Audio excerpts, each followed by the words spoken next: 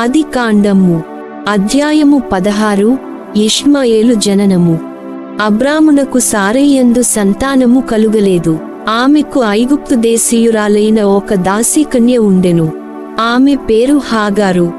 Sarai అబ్రాముతో, దేవుడు నన్ను బిడ్డల తల్లిగా చేయలేదు, నా దాసీకన్యను భార్యగా స్వీకరింపుము, ఆమె వలననైన నాకు సంతానము కలుగునేమో అనేను.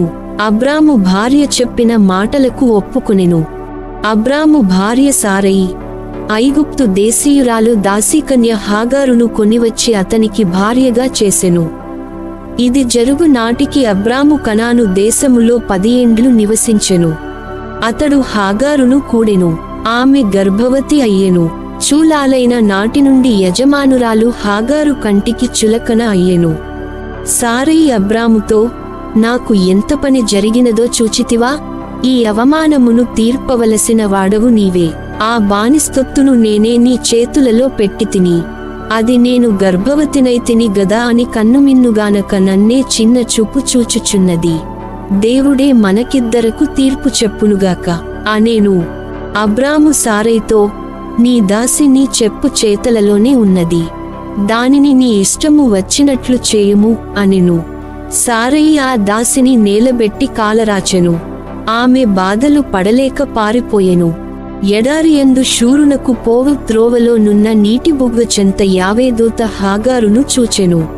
అతడు, సారయి దాసివగు హాగారు, నీవు ఎక్కడి నుండి వచ్చితివి, ఎక్కడికి పోవుచుంటివి అని అడిగెను. ఆమె, నా యాజమానురాలు సారయి పోరు పడలేక పారిపోవుచున్నాను అని చెప్పెను. అంతట యావేదూత ఆమెతో, తిరిగి నీ యజమానురాలి దగ్గరకు పొమ్ము, ఆమెకు అనగిమనగి ఉండుము, ఇంకను వినుము, నీ సంతతిని లెక్కకు మిక్కిలి అగునట్లు చేయుదును, నిశ్చయముగా విస్తరింపజేసెదను అనెను. మరియు యావేదూత ఆమెతో ఇట్లనెను, నీవు గర్భవతివి, నీకు కుమారుడు కలుగును, దేవుడు నీ మొర ఆలకించెను గావున ఆ బిడ్డకు ఇష్మాయేలు అను పేరు పెట్టుము. అతడు అడవిగాడిదవలె స్వేచ్ఛగా తిరుగును. అతడు అందరి మీద చేయి చేసుకొనును, అందరూ వానిమీద చేయి చేసుకొందురు. అతనికి అతని చుట్టపక్కాలకు సుతికలియదు. ఆమె తనతో మాట్లాడిన దేవుని ఎల్రోయి అను పేరున పిలిచెను. నిజముగా నేను నా కంటితో దేవుని చూచితినిగదా, దైవదర్శనమైన తరువాత కూడా నేనింకను బ్రతికియుంటినిగదా అనుకొనేను. అందుచే జనులు ఆ నీటి బుగ్గకు బీర్ లహాయిరోయి అను పేరు పెట్టిరి. అది కాదేశునకు బెరెదునకు నడుమ ఉన్నది. హాగారు అబ్రామునకు ఒక కొడుకును కనెను.